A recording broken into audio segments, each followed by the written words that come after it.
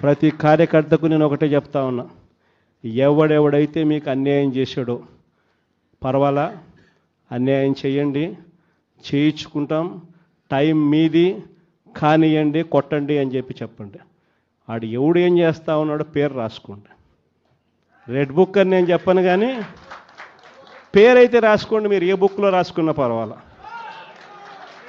పేరైతే మీరు రాసుకోండి.